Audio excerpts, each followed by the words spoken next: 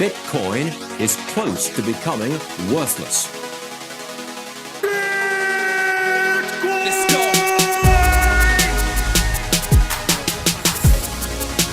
Now, what's the Bitcoin? Bitcoin's like rat poison. Yeah. Oh, The greatest scam in history. let's get it. Bitcoin will go to fucking zero.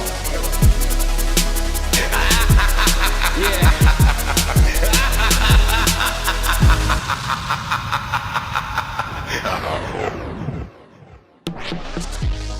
Alright, you ungovernable misfits. I'm your host, Max. Everybody knows that Bitcoin is useless, worthless, and doomed to fail. But what if everyone's wrong? What if it's the system that is doomed to fail? Join me as I speak to some of the brightest people in the space and slither to the deepest, darkest depths of the Bitcoin rabbit hole. Welcome back. Today's episode is with Karl. He's a Meshtadelian and he was in the Pleb Minor month. If you haven't listened to that episode, you can go back. I've put a link in the show notes. Karl has a really interesting setup and some great takes on both Bitcoin and self-sovereignty. I really enjoyed this conversation and I hope you enjoy listening. Before we kick things off, I just want to say a big thank you to Urban Hacker for supporting the show. If you haven't checked out his incredible project, you can go back a couple of episodes and listen to our interview. I'll also be having him back on the show very soon after I've had my demo on his game. Also, a big thank you to Mr. Crown for keeping the Ungovernable Misfits website looking fresh. If you haven't already checked it out, go to ungovernablemisfits.com. There's articles, pods, bite-sized bitcoins, and merch. If you're new to the show and you're taking self-custody for the first time, or if you're a long-time listener and you're thinking about upgrading your setup, you really need to check out Foundation Devices. They make my favourite hardware and they have an absolutely world-class team. I mention them in this episode because I really do think that they are the best out there. They're so simple to use and they have an onboarding service for anyone who wants their handheld.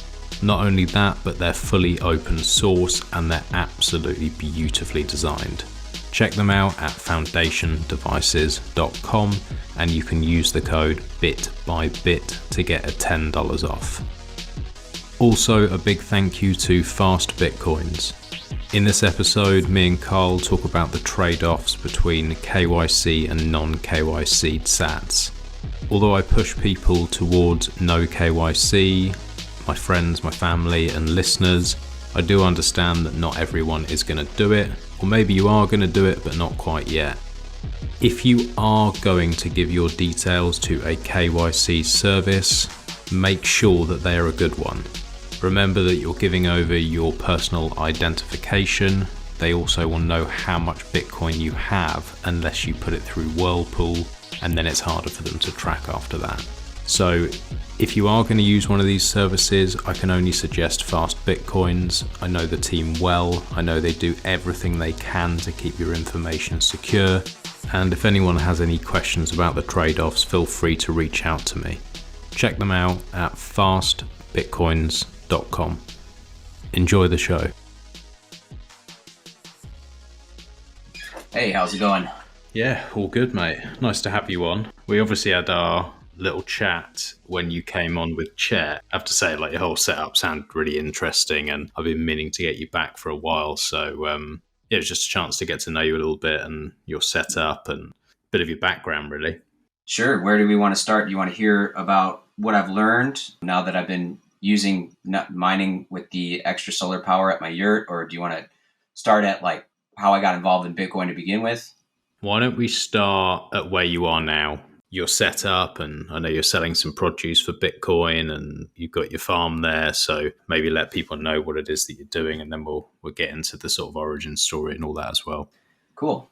So I am on a 20-acre homestead in Southwest Michigan. I've been doing this for about 7 years now. I think I'm starting year 8 in April. I kind of got into the mining aspect with the solar setup at my yurt through starting at going to the Bitcoin meetups. There's a local Bitcoin meetup here. near my place. And then from there, I met Sid, who was doing a tour from meetup to meetup all across the country. And he ended up staying at the yurt that I had built. And from there, I sort of got inspired to, that kind of really made me realize that, hey, this Bitcoin culture, there's people out there that you can meet. It's real. And so from there, I started getting a little bit more interactive on Twitter. And then John kind of stumbled across my Twitter post somehow. And he got me sort of involved in some of the Telegram groups. And through all of that, he connected me up with Chet because I was interested. I had mentioned to John, like, hey, I'm interested in trying to figure out how to hook a miner up to my solar panels. So when my batteries are full, I can be, using that extra power to mine Bitcoin. And it just so happened that Chet was also in Michigan, and he had an S9 that he was willing to barter for, do a value for value trade. And so I gave him some of the stuff that I was growing here on the homestead in exchange for the miner. We had no real contract built. He was just kind of going to show up, help me get started, and then I would give him whatever he felt was valuable enough for what was worth it, basically, for that interaction. And so since then, that was, I can't remember if that was in late July or August, sometime around then. And so I had a few summer months to really play with the miner. I've just got an S9. And what I've been doing is I dialed down with brains the wattage so that I ended up finding out that about 550 watts was what I could handle with this 1 kilowatt solar setup that I was using. And I could run it for about 4 to 5 hours a day on a good sunny day. If there was clouds, I couldn't do it at all. The reason why I found that sweet spot, you would think that you could dial down the wattage so that I could run it for a longer period of time, but the efficiency of the miner got so low. Like, for example, when I was running it at 350 watts, I wasn't even getting like 2.5 terahash out of it. At 550, I could get almost 6 or a little bit better. And so that was like that sweet spot where I was mining for this shorter period of time, but actually contributing more hash to the network for the power that I was using. And so really what I've realized is that I either need more solar panels or more batteries in order to really make the duration that I'm mining more reasonable. It really has opened my eyes to sort of the limitations of a solar power system. I really didn't think that the clouds would have such a great effect on how much power you could be taking in, obvious in hindsight, but I figured it's still light outside. I can see with my own eyes, so therefore there should be some power coming into the panels. But really, in a cloudy day, I'm getting almost no power on the batteries. And so if I scaled up the panels, then sure, I would be able to probably get enough to continue mining. And I think that's honestly the cheapest route. And what I do with this yurt is I rent that on Airbnb. I offer this glamping experience. And so I did find, too, that the guests, while I was upfront about the fact that this solar power is not guaranteed, it's based on the weather, they were obviously a lot less happy when they'd run out of power at midnight because they're up, drinking, playing cards with each other, and then the lights just turn off because it was a cloudy day that day and the batteries couldn't get topped off enough to make it through the night. And so rather than increasing the size of the battery storage, which is pretty expensive, and the batteries they don't last as long as the panels, their longevity is shorter. If I just double the size of the solar array, then I can increase the chances that I will have a topped off battery bank at the end of the day. And plus when the battery bank is topped off, I'll have that much extra juice to be pushing into this S9. Yeah, that makes sense. I always wondered with the solar panels, they have a pretty good life cycle on them from what I understand. So does it make sense if you've got enough land to buy older panels, which maybe aren't quite as efficient, or you need a larger surface area, but buy them cheap used rather than going for new stuff? Or does it not quite work out that way? That's something it's interesting to think about. I haven't really considered it until you bring it up right now. And I guess, so another aspect that I'm sort of looking into with sort of this regenerate, like what kind of energy do I have on the property that I can convert into electricity to then mine Bitcoin with? And I've known about this wood gasification technology for a long time, but there was never really an incentive to take the leap and really figure out how to do it. I've got biomass that I can burn all over the property. And so I guess I could start thinking about the comparisons between, okay, if I take my effort and build one of these wood gasifiers to then take all the prunings from my trees and deadfall and burn that, use the power to mine Bitcoin, use the heat to do other things with like preheat maple sap, boil maple syrup, heat a greenhouse, use the power for all different sorts of things versus finding cheap solar panels. And the thing with the solar panels is you do need wires to connect them all together. So there's some logistical stuff involved with that where, where do I put the panels up? Can I be grazing my sheep underneath them at the same time? I'd have to figure out the other advantages to the panels just beyond mining the Bitcoin, which since we've just started discussing it right now, I haven't thought about it too much, but that's actually a pretty interesting concept. Like go find some old busted up panels that are still producing some power, make a sheep shelter, like make a shade shelter in one of the paddocks for the sheep, run those lines to the charge controller at the yurt. And then now I've got extra juice to be mining some more Bitcoin with. Yeah. I do see people like replacing panels, and you quite often see like, a house has got 20 panels on it, and then suddenly they're doing a remodeling, and those things often like go for fuck all. Then they're putting the newer, more modern, thinner, lighter, whatever, better panels, and it's like, okay, they're better, but say these are 30% less efficient, but if they're 5 times less money and you've got the space, well, it makes sense. And, with pleb mining, I feel like you just have to be scrappy in that way and just try and sort of find an edge. Because, you could do that. You can go and find like 10 panels, 20 panels. That's not a problem. But these larger miners can't go and do that because they're not going to go and find somewhere that has 100,000 panels. It's a different game. Exactly. Yeah. And I think the key factor there for me would be figuring out what can I be doing with the panels and the power from them beyond just getting it to mine Bitcoin.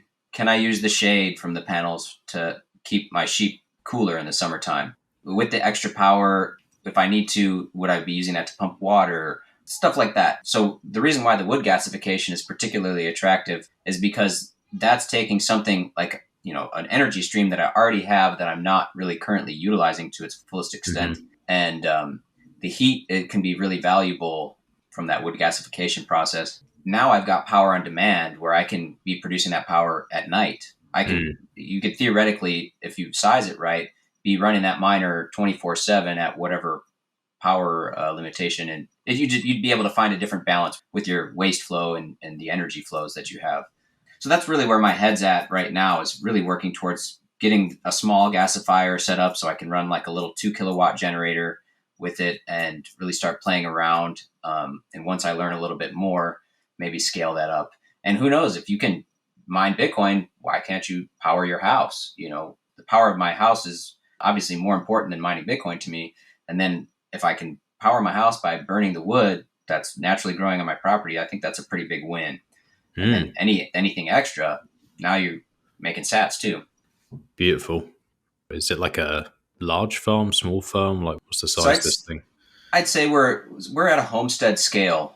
We have about 20 acres, 10 of which is pasture, 10 of it is wood, primarily sugar maple trees.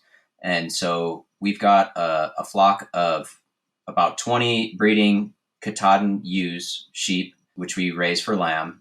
We started off, everything that we're kind of doing here, we start off doing for ourselves. If we're successful at it, we scale to the size that's appropriate for our property, and then sort of try and sell and monetize the excess. And so the sheep are a big component of our revenue stream now. This was the first year where we actually had a large enough flock to where we had all the meat that we could use for the year as far as lamb is concerned, and plenty extra to sell. And so another thing that we're doing, like I said, we have the sugar maple trees. I've been adding more taps year by year as I get better at figuring out the efficiencies in how to boil that sap down, how to filter, how to concentrate the sap and turn it into syrup in the most efficient way. And so this is the first year that I think, well, every year I've basically been doubling the taps. I did 35 taps last year. So this year I'm going to do 60 or 70. And another cool thing that we have 2 halflinger draft horses. And so this year I think I'm also going to build a little sled to then harvest the sap with. So I won't be needing to burn diesel fuel from my tractor to actually get the sap either. Awesome. So what, they'll pull you around and you'll go and collect with that? Yeah, they'll just pull a little. We collect in 55-gallon barrels. Last year, one collection I would collect about once a week, and that would be about 100 gallons from the 35 taps. Wow. And so, yeah, it really, the trees do pump out a lot of sap when they're flowing. And so, yeah, we just, instead of driving around with these barrels on the tractor, I would just use the horses to pull the barrels around and fill them that way. And that's good. I mean, that'll give the horses something to do in the wintertime. In the past, we haven't really worked them too much in the winter, so I think they'll enjoy it. Once again, we're feeding them hay to keep them going anyway, so why not get some work out of them too? And so we've got the maple syrup business. That was actually one of the first things that I started selling when I started going to the Bitcoin meetups. I thought, well, I'll bring a few jars of syrup and see if anyone wants to pay sats for them. And it was very popular to the point where now people are saying, hey, when are you going to have more of that syrup? Because I sold out of it. And so we're producing maple syrup. We have a rabbit colony, which is primarily just for our own meat consumption. And we symbiotically grow our cannabis in with the rabbits. So what the rabbits do is they weed and fertilize the cannabis. We plant the cannabis in a way which excludes the rabbits from being able to eat the plants and kill them entirely. And then the cannabis actually gets so large that the extra cannabis can feed and grow the rabbits. And so we're producing a system of rabbit meat and cannabis in one that really doesn't require too much inputs. I add some composted horse manure to give the cannabis a little bit of a boost, and I water them to get things going. But once they're established, that system just kind of runs on its own. And we do feed don't get me wrong, we do feed the rabbits like weeds and tree trimmings and other stuff in a custom grain mix to keep them growing well. But they're not totally 100% fed on the cannabis, but it does supplement their diet to a significant degree. And is that all just done outside, or do you have to have them in greenhouses, or? It's completely outdoor, yeah. So I start the cannabis plants in like mid-March maybe. Last year I kind of messed that up. I got greedy and I wanted to try and get them outside sooner, and ended up freezing my starts, and I had to start from seed all over again. So this year I'm going to, I've learned from that mistake, and I'm going to have some that I'm going to keep inside growing that I'm sure will make it, and then try and get greedy with the ones outside and give them the earlier start. And if they make it, they make it. And that way I won't be totally down and out. But yeah, so we plant the cannabis out in right around May. That's when early May is when our chance of a killing frost is pretty much over. And we let those plants grow outside in the sun until about late October or November is when we harvest. And we just see how big we can get, how big they can grow. We're following all of the laws here in Michigan for the recreational grow. We're not like able to grow.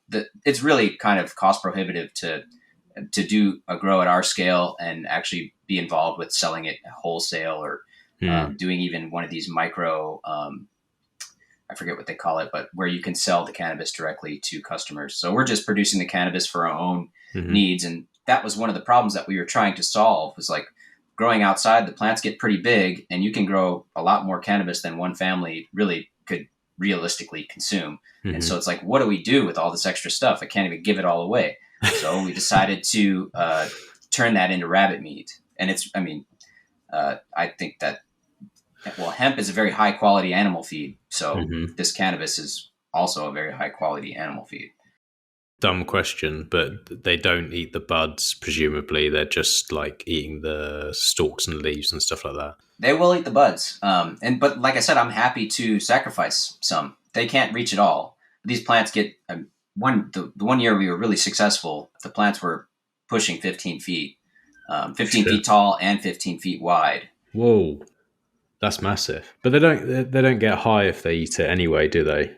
No, yeah, that you need the heat to activate the psychoactive properties of the cannabis. So okay, that could be interesting. I have heard that they're able to store the CBDs in their fat, and so when you eat the rabbits, you're getting some CBD elements as well. Wow, very nice. I've never heard of someone having rabbits in there with them. That's new to me. Yeah, it just kind of was one of those things where we had a problem of where do we didn't want to keep our rabbits in cages anymore. We wanted to build this colony in a place for them to be outside and have their own space. And we just couldn't figure out a place to do it. And then there was just something that clicked like, hey, you can put rabbit manure directly on plants and it's not too hot and the plants can access that nutrient right away. And so we were like, maybe the rabbits can be passively fertilizing the cannabis. And then once we realized they would eat all the weeds down too, it's like, whoa, the rabbits are doing two pieces of work for us to help us grow this cannabis. And the trick was just figuring out how to keep them from killing the cannabis entirely.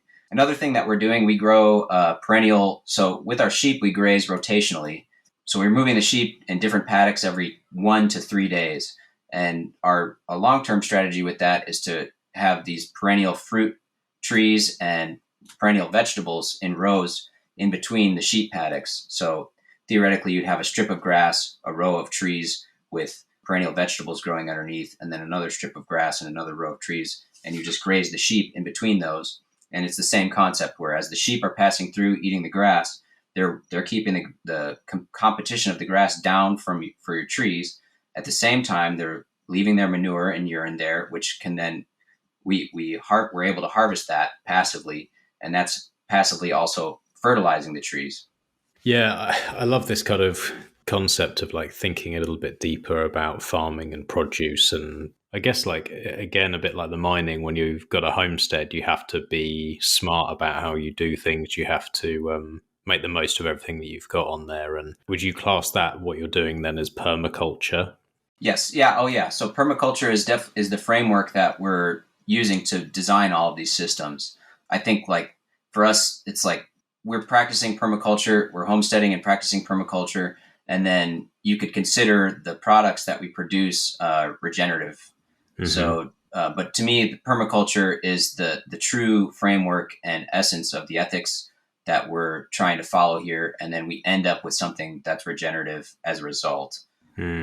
Yeah, it was funny. I'd never heard of it previously. And then obviously when speaking to Chino, early days of setting up the Mesh Tadel, and a lot of the discussion was around permaculture, and then speaking to Joel and others as well, it was just like a little bit like Bitcoin to me. It was like, well, this seems fucking obvious. Like once you wrap your head around it, like why would you ever do this any other way? It seems so obvious, but you never hear about it. A lot of friends and people around here, they're all into like the organic scene, and there's a lot of talk about that kind of stuff, but the permaculture stuff is never ever mentioned. It's just not. And I do wonder why, whether it's like almost like a technology or an idea that's suppressed in some way, because it seems, well, you're doing it, it seems to be working for you. Have you got any thoughts on that, like why people aren't doing it? That's a good question. I think it's just so permaculture is kind of like free open source software in a way, where it's just these guys in Australia came up with this framework in order to create what they thought would, if you implemented these 3 ethics and 12 principles and you applied that to growing food, building community, building business, all of these things, that the result of that would end up with a culture that is permanent, or put another way, a culture that could persist through time. It would be a very resilient culture that would take a lot to destroy it. Now, the issue with that is that there's no marketing department for this, a lot like Bitcoin or open source software. So it just has to grow through basically proving itself. People have to see like what I'm doing, my neighbors, people on the internet have to see what I'm doing and see that it's successful and say, hey, we should try and start doing it this way too. There's like with the organic thing, there's a certified, there's rules and marketing behind it. And I think that it's been able to get in front of people into the cultural lexicon a little bit more easily because it's being blasted out there through these news channels and media channels and stuff. I guess that's why I think it's just going to have to take time. More people are practicing permaculture all the time. I think more and more people have heard of it. The other thing too is that when you start implementing permaculture, it's not really like now I'm certified permaculture. It's just a sort of a lifestyle almost, or a gradual process of continuously refining and building your systems. So there's never really like you can't just prove to somebody with a certificate that you've got permaculture produced goods and services, if that makes any sense. Karl, I'm an idiot. I just dribbled on for like 5 minutes and I had my microphone muted. Oh, no. Yeah, I don't know where you got to, but I keep muting it because there's loads of background noise at my house. So every time I stopped, I was thinking, oh, he's going to say something here. And then it was silence. And I was like, oh, I'll drivel on for another minute. And Maybe I should have said something. I thought you just lost the connection. Well, I'm sorry. No. That's cool. Dang it. But I kind of ended off with just, the difference, I think, between permaculture and organic is that there's a certification for organic, which makes it a little bit more easily presentable to the general population. You can it's something that people can understand a little bit more easily, rather than permaculture is very gray. There's no real rules to say that one person's practicing permaculture and another person isn't. It's very subjective to the individual.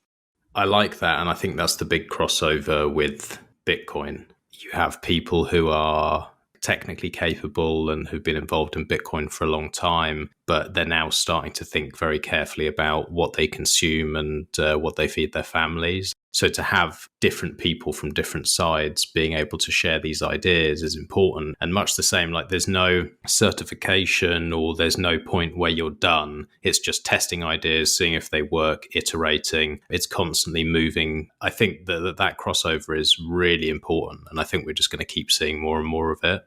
Yeah, I mean, I think Bitcoin is really kind of a missing piece to really push permaculture as a concept forward for people to start utilizing it. There's this idea that if it's permanent culture, you need permanent money to facilitate that. So like the idea that Bitcoin is this money that will theoretically persist for hundreds, thousands, who knows how long of years. If you have money that creates that foundation, now you can start to build a culture around it through these ethics and principles that can also persist and becomes very resilient. And the networking as well. Being able to go to Bitcoin meetups, being able to have access to people who generally are kind of thinking along the same lines, maybe don't have so much trust in these organizations where they used to buy their food from. And it gives you access to that group very quickly. And you have that kind of common ground. You're like, okay, we agree that this is the medium of exchange. It's easy to do trade with, and also people are very willing to like give tips and advice on how to help each other, or that's been my experience anyway. Yeah, and there's no rules around the proper way to use Bitcoin. You can get as creative as you want in how to utilize this protocol and this network. Similarly with permaculture, you can get as creative as you want in how you apply your idea of the 3 ethics and 12 principles. I'd love to start getting involved in permaculture. I've been saying it for years. I guess one of the things over here is, I asked you, is it a big farm? Is it a small farm? You're like, small, like homestead, about 20 acres. Like to me here, where I am in England, 20 acres of land is fucking expensive. So like the idea of having that much land in this part of the country is just like practically impossible. But at some point, I would love to get involved and start doing it. I've had like vegetable patches previously. I've done that kind of stuff, but it kind of worked out that the amount of time and effort I was putting in, it just wasn't worth it for me at the time. I had, what were they? They were probably like 6 foot. No, they're probably like 8 foot by 4 foot. I built them up from railway sleepers. So they're all like raised beds, and I had 4 of them. But anything I grew just got absolutely annihilated by slugs. Beetroot did quite well. All my lettuce or anything like that I grew was just absolutely destroyed. I had some like mint and some other bits, but yeah, it became I don't know, a little bit more effort than it was worth for me. But I would like to do it again. That's been kind of to that point too of trying something and then seeing that, oh God, there's this predator, this problem that I just can't solve the problem to that. In a similar way, we started off trying to grow like a lot of, because we had the space, we tried to grow a lot of vegetables. And our problem is that we put in so many that we couldn't keep up with the maintenance on them. And instead of getting one nice big pepper plant, we had 50 small, barely producing anything pepper plants. And so like in that situation, it's like, darn it, you spent all the time to build these really sweet beds, and then the stuff that you're planting in them is being attacked. And I think I heard you describe this problem in a different podcast as well. And there was some discussion around like, well, you could get ducks to eat the slugs. Another option would be that like you kind of found the solution, and that's like, well, let's just plant stuff that the slugs don't eat, and you just have to change the perspective on like, okay, I can use these raised beds to grow these kinds of things, but I know what won't work because I just can't deal with the slugs. And then maybe you find a different way to produce those vegetables, whether it be lettuce or anything else, in a way that you can be as interactive with it enough or protected enough that the slugs can't get to it. Put it in a different place, something like that, you know. Well, these were like SAS or Marine Corps slugs. They were like the best of the best because whatever I did, they would get round. You know, these beds were raised 3.5, maybe 4 foot off the ground. I wrapped copper all around them. People are like, oh, they can't go over copper. I was like, I'll wrap the fucking things in copper then. That did nothing. I'll put beer out. So I put like a pint of beer on every corner of every bed, and they would be absolutely full with slugs most mornings, but everything was still eaten. I did everything. I had gravel between all of them. People are like, oh, they don't like going over gravel. Bullshit. They were fine with that. They were like parachuting in or something, just fucking destroying everything. So you're right. It's just, I think the answer was admit defeat. The slugs are better than you. Do something else. Yeah, just plant something that the slugs don't like to eat. And there's just, I think when it comes to growing stuff, there's more stuff that I'd like to grow than I can. The other cool thing is like if you like those things that you can't grow because you have a slug problem, well, surely somebody nearby would be able to grow that. And then maybe you could figure out what they can't grow, but you can. And now you can exchange these different things together. That's a big part of permaculture too, is sort of building, well, the people care aspect in building a community, knowing your neighbors and having some sort of small economies between them can be really beneficial. For example, one of my neighbors, he produces more hay than he can feed his cows, so he's selling it. But he also likes lamb. And so I offered one year to say, hey, would you discount my hay if I give you a lamb at the end of the season? And it turns out that he was interested in that lamb so much that the discount on the hay was actually worth more than the lamb if I were to sell it. Because the hay is, once again, he's already producing it. So it's not worth that much to him. And the lamb is worth more. So it's just one of those like little micro economy things between neighbors that both people win in the end. Another instance is that another neighbor down the road, he had a stroke. He couldn't work his fields the same way that he normally would, and they had been overtaken by weeds. And so at the same time, we had been going through a little bit of a drought. So my pastures weren't recovering well enough to keep my sheep grazing there. I had to figure out either I was going to either feed them hay, keep them in a dry lot somewhere, or move them somewhere else. And so I happened to run into him, and we got to talking, and we worked out this deal where I could bring my sheep over, graze down all of his weeds, give my pasture time to recover. And once again, both of us got a win out of that, where the weeds were on his fields were managed to where he didn't have to spend the time and deal with it. Plus I left a little fertilizer there for him too. And then I had a chance to let my pastures recover and save the money keep myself from having to spend money feeding my sheep hay. Yeah, I love that. It's like keeping all these transactions offline. They're all peer-to-peer. No sats are being exchanged. It's just finding, I need this, you need that, and building these relationships. I really like that. Yeah, and you just build those kinds of interchanges start to snowball to where now the one neighbor where I grazed the sheep over there, somebody dropped off a rabbit hutch at his place, and he said, I'll take it, but I don't know what I'll do with it. And then he gives me a call and says, hey, someone just dropped off this rabbit hutch. Do you want it? Sure. And he'll just, it's trash to him, but it's something useful to me. Like, for example, my other neighbor, he's getting older and he feels uncomfortable sweeping his chimney. So I'll sweep his chimney, and then in exchange, he's willing to come over with this nice log splitter that he has for the back of his tractor and split wood with me so I don't have to split it by hand. There's just a lot of these little, once you start living in an area, I guess, I don't know, maybe my neighborhood's different, but I've definitely been trying to make an effort to build these relationships. And everything's getting better because of that in our little local, hyper-local community. The final example I'll give, and this is to the vegetable garden, 2 doors down from me, my neighbors have 14 greenhouses. They do annual flowers in there and then vegetable starts. And so when I first got started gardening, I was trying to grow everything from seed, do soil blocks, and it was so damn hard. It took so much time, and I failed a whole bunch at it. And once I realized all I had to do was walk 2 doors down and spend $10 and get all the vegetable starts that I needed for the whole season, and my neighbors would do that work for me, then all of a sudden it makes a lot more sense to like let your neighbors do some stuff that you're not good at doing. And actually, and economic, like now I would be exchanging sats in that situation, but it's good that it's there, and I will certainly take advantage of it. Yeah, it's great to have those relationships, especially I think a lot of Bitcoiners, maybe it's the people that I spend the time with, but we have a bit of a concern about the way things are going in the world, and to have those relationships, if things really kick off, is invaluable. Start having problems with power being shut off, or lockdowns, or any of the other bullshit that governments might want to pull.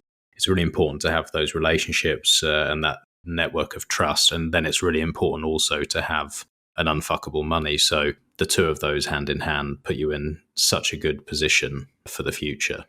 And yeah, to that point too, so my neighborhood is a little bit mixed, where we live close to the beach, to where it's close enough to where people from like the city of Chicago will have their summer homes here. And so they're only here maybe a few weekends a year. So a lot of the houses down the road are empty most of the time. But then there's still a core group of neighbors that we all get to know and interact together.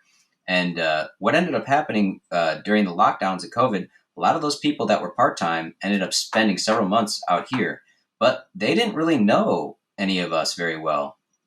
And so the one neighbor, once again, who had the stroke, he was saying like, yeah, these people, if they get hungry and stuff, they're going to need to come to me. You know, I'm the one who has even though they have all the money or whatever, I've actually got the stuff that they need in this situation. And once you have those relationships built already, you start thinking about actually working together rather than saying like, okay, you're kind of from the outside here. You got to give me a good reason to go out of my way to help you out. I'm already working together with this group here.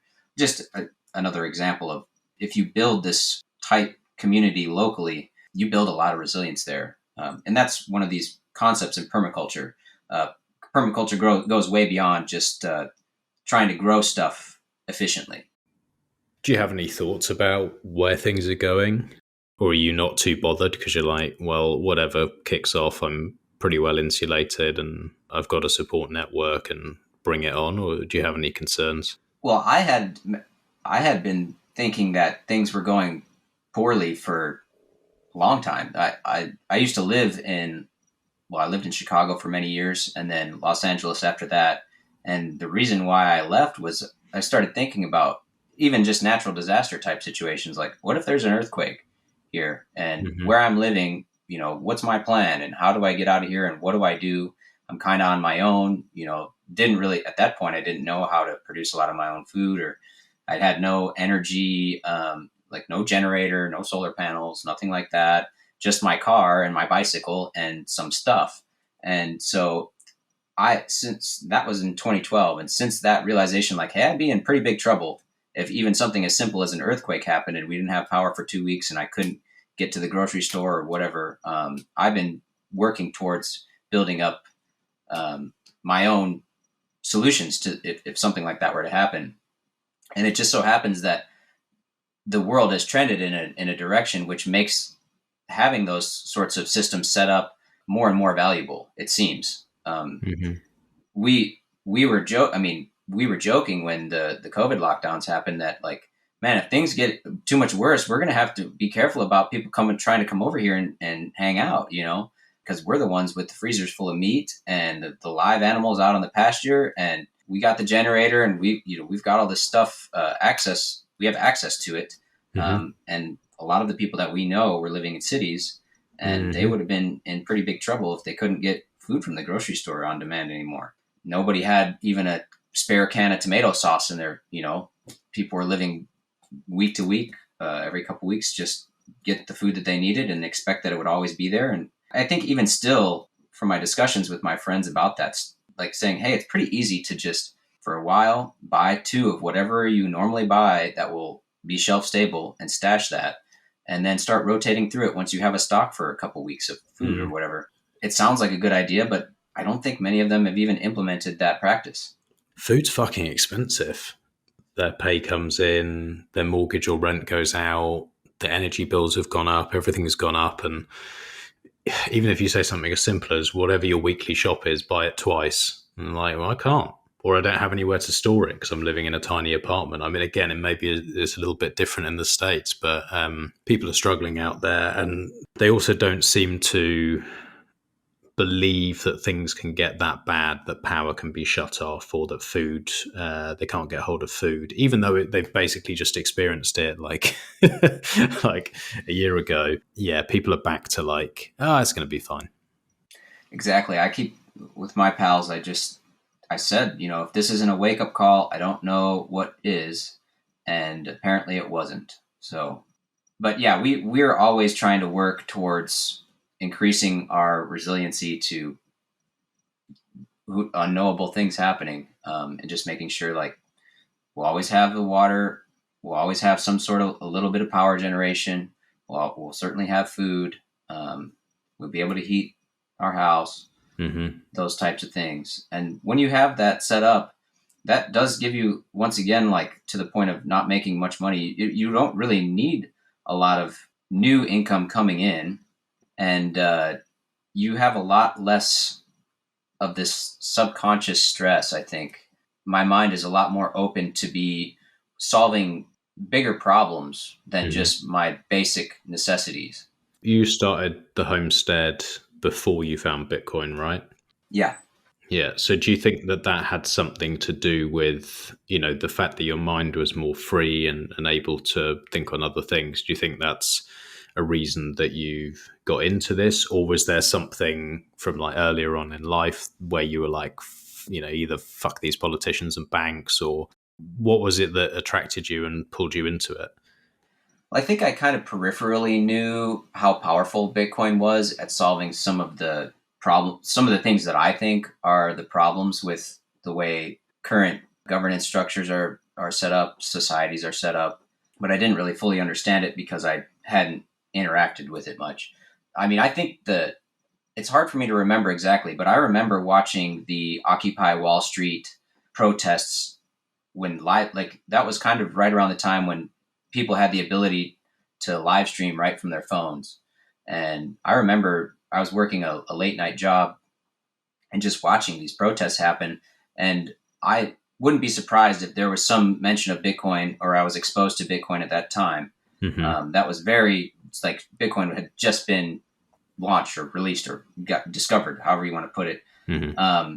And then I was obviously exposed again when the first $20,000 all-time high happened, and I had a lot of friends playing the number go up game. And at that time, I didn't have 2 nickels to rub together to play it, I was very intrigued. See all your friends kind of doubling their money every few days. You're like, wow, that seems sweet. And so how I ended up ultimately getting to be now I feel like I'm really trying to participate in the culture of Bitcoin, in the network of Bitcoin. I have a very strong, I believe that Bitcoin is, like many of the people listening to this podcast, a huge solution to a lot of the world's problems. And how I ended up there, it was very strange. I meditate after lunch every day for about 20 minutes.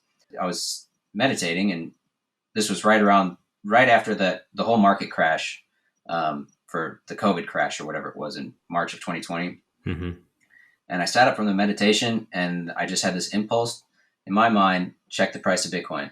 I hadn't thought about Bitcoin. I don't know if it was like some subconscious thing that I saw on Twitter somehow, somewhere, about Bitcoin, but I attribute it to this meditation, like telling me, look at this, and I saw that the price was enticing to get involved. And obviously a lot of people get involved in Bitcoin at first for the number go up, and I'm no exclusion to that. And so I thought, well, here's my chance. Now I can be joining the club of these people having their money double every day. And so I figured out how to get some. And through that process, you start to realize what Bitcoin really is, what the technology is capable of, what it could be really used for. Then all of a sudden the number go up becomes just a byproduct of what the true reason to participate in Bitcoin is. And it, once again, it relates a lot to these permaculture principles and ethics. And once I started learning a little bit more like that, that's when I realized Bitcoin and permaculture are the same, they're cut from the same cloth essentially. Mm. And so, yeah, that's how I got it. Just meditation told me, and then I just leaned into it really hard. And I think the cool thing about getting into Bitcoin at that time was that there's a lot of really good informational resources to guide me because I didn't have anyone to talk to. I had to go on YouTube and find podcasts and go on Twitter and teach myself all this stuff. But it was out there waiting for me. Mm-hmm. Whereas in 2017 or 2018, whenever that was, I don't think that there was much. I can tell you there wasn't. It was a fucking disaster. Or it was very hard to find it, maybe is more fair. But there was a lot of YouTube scamming fucking idiots. I do feel like definitely now there's a much better job is being done. Yeah, and I guess that brings up this concept in permaculture of succession, where ecosystems or even systems that you design, it's very tempting to try and farm a field for corn. And as things change in the environment, you are trying to adapt your system to maintain its capability of growing corn. So this idea of succession is that you take that feedback of the change and you try and adapt the system to be ever more efficient rather than make sacrifices in order to just maintain it doing what it's doing. And so with Bitcoin, I feel like the number go up stuff and the lack of information was like one step where it's just like, okay, let's just, the number go up just gets people interested. And then once you start learning a little bit more, then you want to participate. And then you start contributing this information out there. And then because that information's out there, that opens up the door to new participants who have new ideas. And the whole way that people utilize and think about Bitcoin is just continuously growing and changing. It's succeeding from one step to the next. And there's been some talk a little bit about, or I've seen it, that like this whole idea of, obviously we want to try and get new people to not be involved with KYC. But I still think that there's like these on-ramps are ways for people to get access to Bitcoin and then start their journey and go through this successional process too of growing as they learn more. Some of those people will get burned and then they change the way they do things. At the moment, one thing that's really exciting to see is like this circular economy stuff starting to take off a little bit more. People selling produce for Bitcoin or services for Bitcoin. That's really cool to see because that's like a nice way for someone to get in. Or, home mining, and that's the way they get their first sats. But it is pretty difficult to convince someone to use some of these peer-to-peer services. There's things like Peach, which are making it much easier, but it's still really very early days. And I think, like anything, it's really hard to express to somebody the importance of all of these things like early on, because most people are just thinking, oh, cool, number go up. And it's only when you spend loads and loads of time thinking about Bitcoin and thinking about its implications that you start to decide, fuck, I wish I hadn't have used KYC, or I wish I'd have generated my keys offline, or I wish I'd been more private in this way, or I wish I'd have done this. I wish I hadn't have told people down the pub I'd bought it. Whatever it is that people wish further down the line, we all have mistakes that we make. You never get to where you are without making those mistakes in the first place. So there is no perfect solution. Yeah, and I think that there's just, in some senses, there might be so much of this discussion around the best way to get involved in Bitcoin and the right way to do it that it turns off people that are on the fence. They get a little too worried that they're going to make these big mistakes and they never just get involved to begin with. There was another point I wanted to make to that. And that's the cool thing too about these, as we're putting this information out there, having these discussions, we're building cultural capital that is going to help guide new participants in the network to avoid making some of these mistakes. Yeah. These memes and stuff that we're building are going to fast track the newer participants into getting to be, using Bitcoin in what we might think is an ideal way. And well, obviously we're figuring that out constantly, what the ideal way to use Bitcoin is, but that's besides the point. Yeah, I mean, it's an individual thing as well. People can use it however they want. I'm against the whole like pushing and attacking people for using it a certain way. Like, just fucking focus on yourself. It doesn't matter. I have my ways that I want to use it.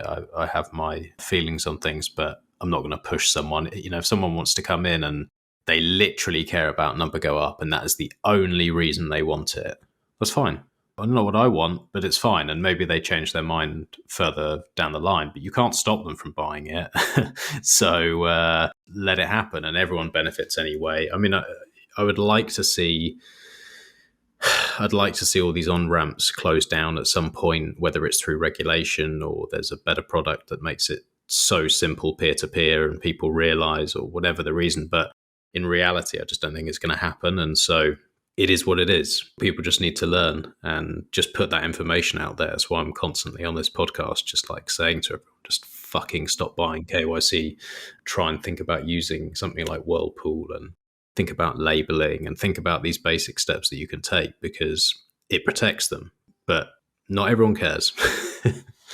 No, and I've been attending a lot more Bitcoin meetups. I'm probably approaching a year of really going to Bitcoin meetups every month, and sometimes as many as 3, and so That's a lot. At the beginning of my Bitcoin interaction, the concept of figuring out how to use BISC and all this stuff to get the non-KYC, to get Bitcoin in a way without having to provide KYC, was a little challenging and a little overwhelming.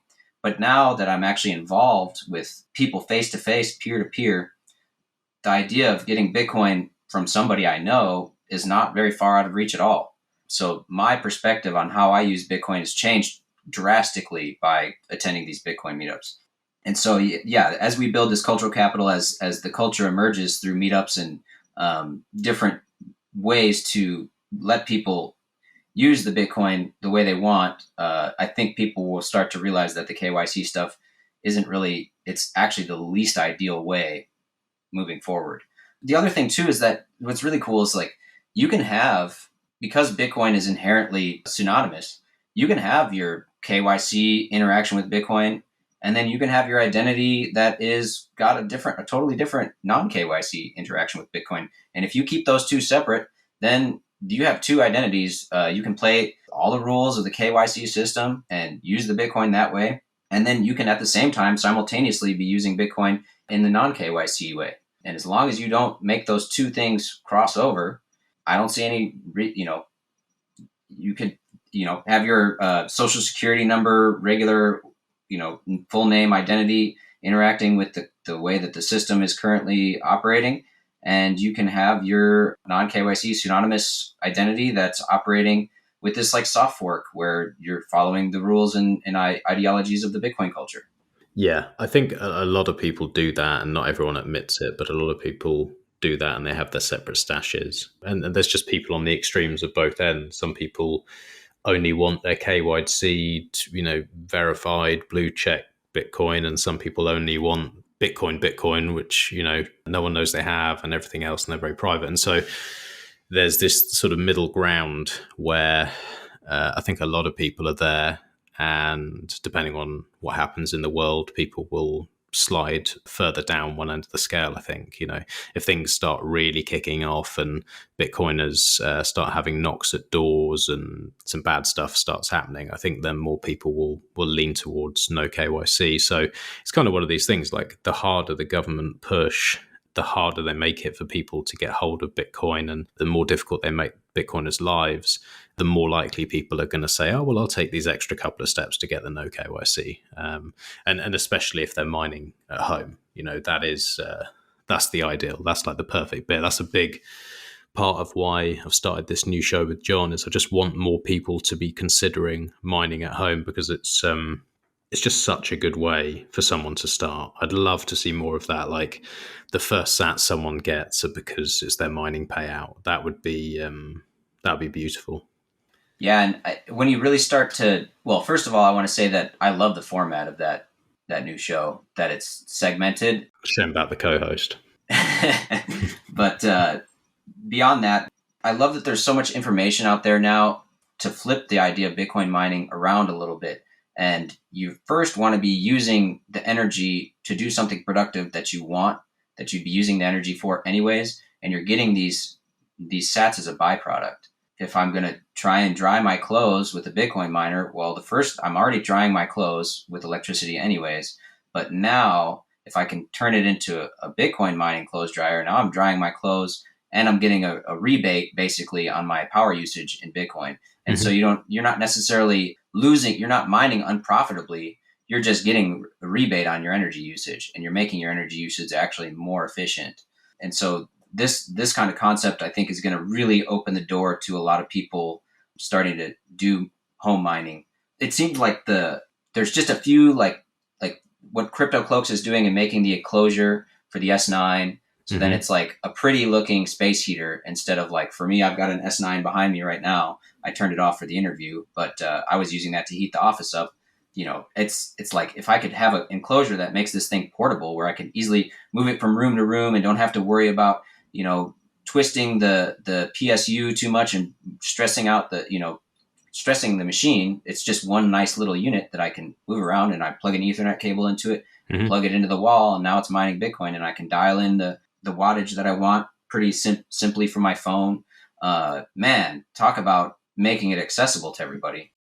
Yeah, it's definitely going that way. People are just innovating all the time, and I don't think we're that far away from someone saying, "Oh, that seems like a good idea. Yeah, I have got a space heater. What do I need to do to set it up?" And somebody being able to do that very quickly and easily without stressing. Again, a few years ago, first of all, the narrative a few years ago was don't even fucking bother. Don't think about mining. There's no point. Just buy Bitcoin. It's pointless. And that was like the narrative.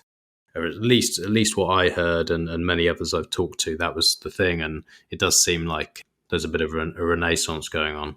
Yeah, I mean, that's kind of the phrase. It really goes to the phrase, the problem is the solution. The reason why people were saying don't mine is because they were thinking about the heat as waste. And really, the heat, that's the problem, but it's the solution to your problem if you need heat. And so now that concept or that way of thinking is out there, I think it's just going to continue to grow. You can't unsee it once it's revealed that way. Yeah, completely agree. So friends, family, are they on board? Are you struggling to win them over, or is it just kept to yourself? I'm in a little bit of trouble because I was shouting from the rooftops on the way up all from 2020. So it takes people a while before they really jump on board, figure out how to start doing it the way they want to do it, buying it and everything. They buy the top. So, yeah, I have a lot of friends and family who are still hanging on, but they're kind of like, hey, man, I thought you were telling me all this really positive information about this thing, and I'm kind of stuck here underwater now, waiting patiently. But we'll see. I think that ultimately what I realized is that at that time when I was trying to get everyone else involved, I think it was more for I just wanted to have somebody else to be passionate about Bitcoin with. And so now that I've been involved in these meetups and I'm a little bit more integrated with the culture of Bitcoin, I don't feel the necessity to like orange pill every person that I meet. Just having people to speak to that's the whole reason I started this podcast. I was just so fucking desperate to have somebody who didn't tell me to fuck off when I started speaking about Bitcoin. Now that I do it and I have loads of people I can chat to about it, I don't want to talk to anyone else. Like, I don't want to talk to normies about it because it's so frustrating. It's just like, it's the same stupid questions and like rebuttals, and they're so confident in what they already think, but they don't really actually know what they're talking about. And it's actually just frustrating. So yeah, having those people to speak to, I think definitely stops you from being the annoying, shilling maniac Bitcoiner. Yeah. And the most recent example I have of that, I've been trying to think about how can like reputation be built on Bitcoin? Like, how can you use Bitcoin to prove that you've been a good business or a good customer? And so I had this kind of idea of and I'm sure somebody's already, this is probably somebody else has thought of it too, but having a system where you could escrow a certain amount of sats or give a rebate as a seller. Like, okay, you bought something for me. If you leave a review on my reputation, then I'll give you some sats back. So I was trying to explain this structure that I had thought of to my wife's family over the holidays. And they were just kind of like, that sounds like social credit score. And why would you want to do that as a business? Because Bitcoin is so volatile. Why would you? And so they were just kind of like, I couldn't even have the conversation with them because there wasn't this underlying understanding of Bitcoin to begin with. So yeah, it just becomes very hard to even, like, once you see Bitcoin in a deep way, you just totally look at the world differently. And then trying to express yourself, people can't, they are not seeing things through the same lens. And it's like, everything's totally distorted. The conversations get, like, even coming down to like the definitions of inflation and what that means when you say it. Mm-hmm. All these words, people have one understanding of them. And then once you know through interacting with Bitcoin, you just can't even communicate anymore. It's really crazy. Yeah, I just think sometimes it's worth just closing your mouth. I think that's what I've been doing at least the last year. I'm really, really careful about who I bother to spend time speaking about it with. Like, I really have to weigh up, like, do I really like this person? And if I do really like them, then there's a chance I'm going to speak to them about it. But I certainly won't be opening conversations with normal people about it. Because the other thing I found is, like, if you tell someone about Bitcoin and they buy it and they get into it and they make money from it, you get no thanks at all. Like, no one's ever going to thank you for that. It's their idea, they're brilliant, and fuck you. And if it starts like you're experiencing, like the price starts going down, everyone's on the phone to you with problems, or if they have a problem with their self-custody, it's your problem. And it just adds this extra stress. And it's like almost like in the bear markets, then it's like you're not carrying the burden of, my sats have less fiat value. You're actually carrying everyone else's burden as well. And it's like all the downside and no upside. So yeah, I as much as people are like, oh yeah, you need to shield to everyone, I'm like, fuck that, I can't be bothered.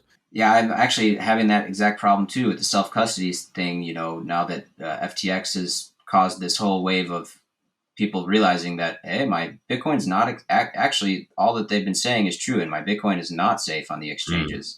And so I've even had some pals that have the cold storage wallets and stuff, and they just neglected to do it. And now that there's like this real good reason to, they find out that they forgot important things like their PIN code, or, you know, and it was me who was the person to walk them through getting that stuff set up, thinking that they would be taking it as seriously as I was.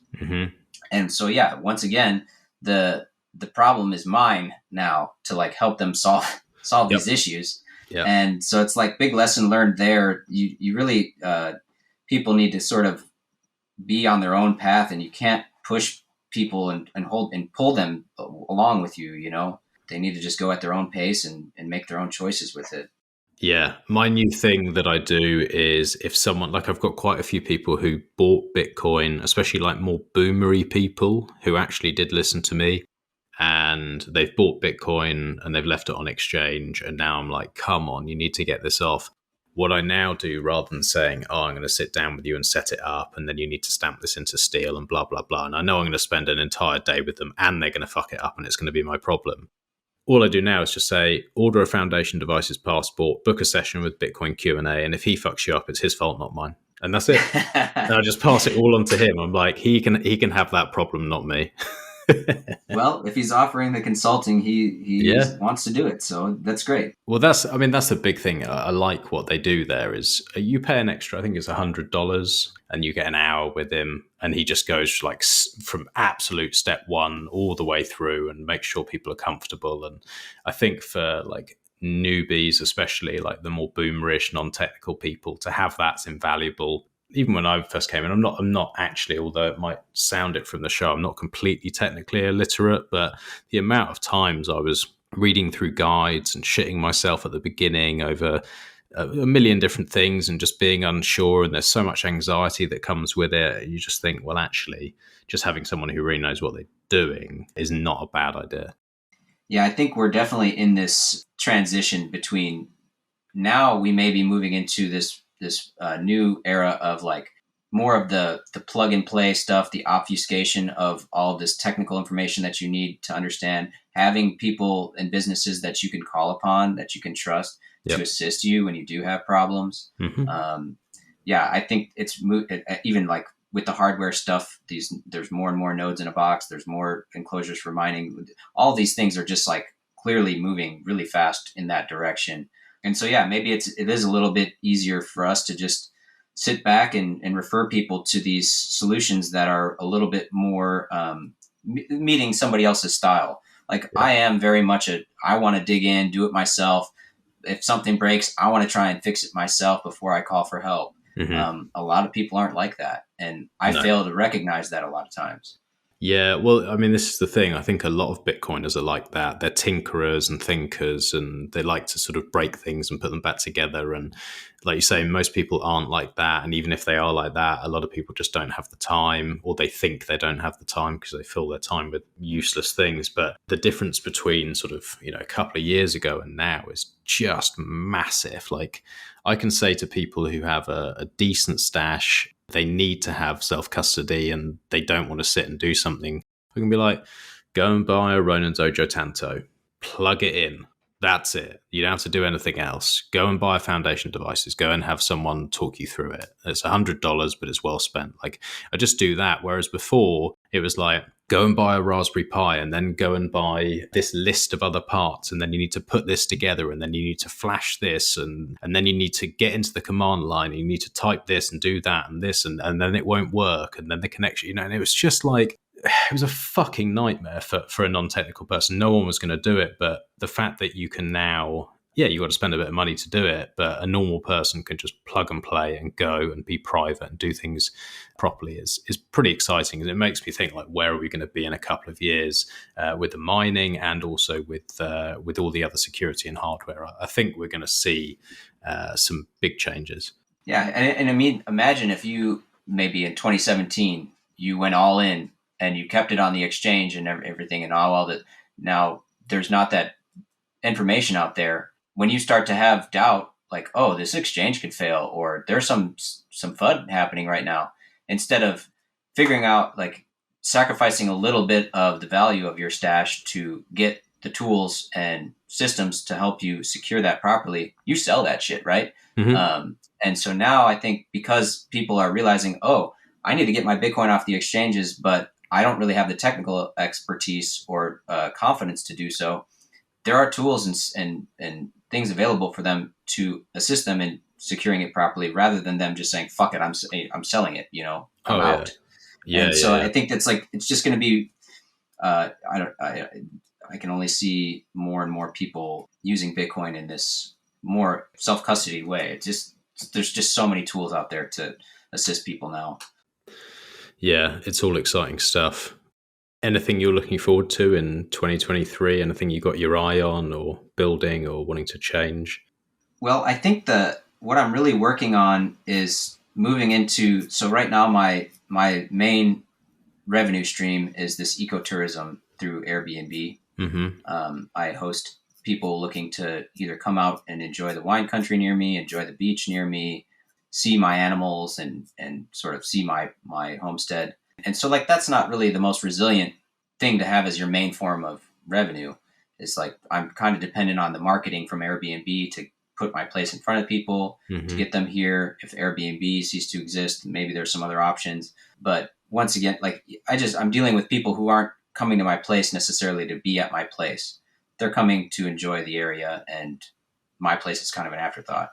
Mm-hmm. I want to transition into focusing more on this educational aspect, where I'm sharing, now that I have some experience and know some of the successes and failures that I've had, try and help other people who are looking to get involved in homesteading, in permaculture, in self-sovereignty tech, or just self-sovereign lifestyles in general, helping to facilitate them getting there.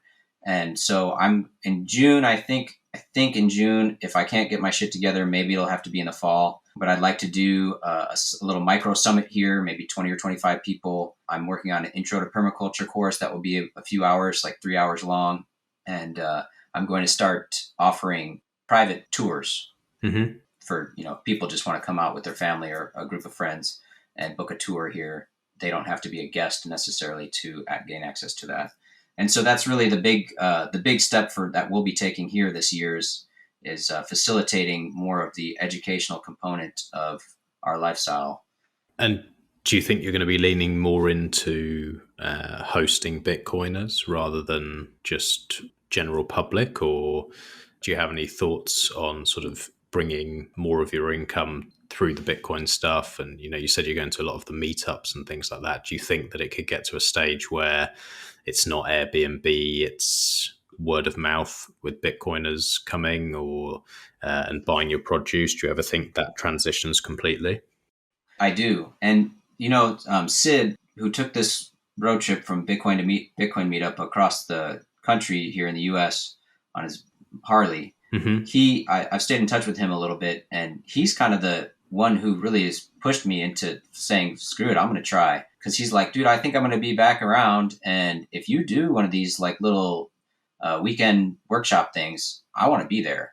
Yeah. And then I did a podcast previously on Bitcoin Rapid Fire, and somebody contacted me from there and said, hey, can I come stay? I want to check it sounds cool. I want to like actually see it. And so I've realized, and then plus from going to the Bitcoin meetups and actually having some interest in, like, we sold several lambs to Bitcoiners from going to the Bitcoin meetups this year. And I've also been giving these presentations at the Bitcoin meetups, like on the 8 Forms of Capital. I did that at in the Southwest Michigan meetup, the Grand Rapids meetup, and the Milwaukee meetup. And through doing that, people are like, hey, if you're ever doing something at your place, I want to go. And so now I realize that there is demand there from the Bitcoin community to learn. And I think that, like, how I want to sell tickets for this first summit, because it's so limited in the number, I don't really need to post it on Twitter or put it up on my website. I think I can just individually meet person to person from the meetups and sell the tickets one by one and do it that way. And yeah, so it's going to be moving way more into this peer-to-peer economy through Bitcoin. That's really where we're headed, the way I see it. Yeah, I completely agree. I think it's moving that way, and especially for the sort of produce you have, it's absolutely perfect. And also for people staying, like, people do travel for these meetups. People are looking for getaways and stuff like that, and it's much better you do that than give a percentage of your money to Airbnb and deal with all that bullshit. Like, if you can do this peer to peer, it's perfect. I'd love to, if I was able to get into America, I'd love to do a trip all through America, and that's the sort of thing I'd be looking for. I'd be like, who do I know who are Bitcoiners who have got places, and try and do it that way rather than stay in hotels. You want to sort of experience and meet with people.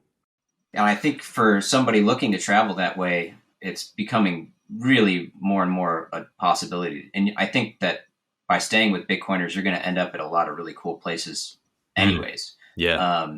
I've got this kind of idea too, through the Bitcoin meetups that I've been going to. I'm starting to get pretty tight with a lot of these people, and staying in communication with them outside of the meetup as well. They're becoming real friends. And so I've got this recent idea of like a Bitcoin ski club where, the group of people can all kind of pool their money together to get like a cheap flight or a cheap charter bus or something, and then just go and crash some like awesome Bitcoin focused place. Like, we could all get a bus down to Bitcoin Park in Nashville for some event, and pool our money to stay at an Airbnb together, or like head to El Salvador for something, or head to the Bitcoin Lake in Guatemala or whatever. I just see that as more and more of something that I'd like to try and do. I think it'd be a lot more fun to go on vacation and hang out with Bitcoiners the whole time, heading to like cool Bitcoin destinations, rather than just spend all the dough to just end up in a normal place, do the tourist trap stuff. Yeah. Well, there's a lot to look forward to. Hopefully one day I can come visit. I'd love to see what you're doing. And it's been really good just to have a bit of a catch up. I don't lurk in the Telegram groups that much. It's hard to get to know people in there, but it's been a really good conversation. And yeah, it'd be good also if you can, I don't know if you're selling outside of the meetups, whether you have like a website or anything to shill, for people who are listening who might want some lamb or anything else. Yeah, right now I'm really peer-to-peer only. So Okay. If you want something, you're going to have to find me, get in touch with me directly. We are focusing on shippable products. The maple syrup, technically I can ship that. We're going to be trying to do some Bitcoin mining dehydrated garlic powder next fall. So we're going to have some products available that are shippable. But if you're in region, within the Chicagoland area or Michigan, Grand Rapids area, we'll be able to meet each other, and you can buy something from me. Very cool. Well, yeah, thanks for coming on, mate. It's been good to chat to you, and I'm sure we'll catch up again soon in the Mesh Tadel. Yeah, I look forward to it. All right. Cheers, mate. We'll speak soon. Bye. Thanks for listening. I really hope you enjoyed that. And if anyone has any questions about permaculture, Bitcoin, or anything else that's discussed in this episode, you can reach out to me, and anything I can't answer, I can put you in touch with the right people. We have a really good group going in the Mesh Tadel, and there's just so much information there. If you haven't already checked out ungovernablemisfits.com, go and have a look at the beautiful work Mr. Crown's been doing, check out the merch, check out the articles, and everything else that's going on. Thank you to everyone who's been streaming sats on the Podcasting 2.0 apps, and also everyone who's been writing reviews and sharing the episode with friends or family. If you enjoy the show and you think it's worth a like or review, I really would appreciate it. Thanks again, and stay ungovernable.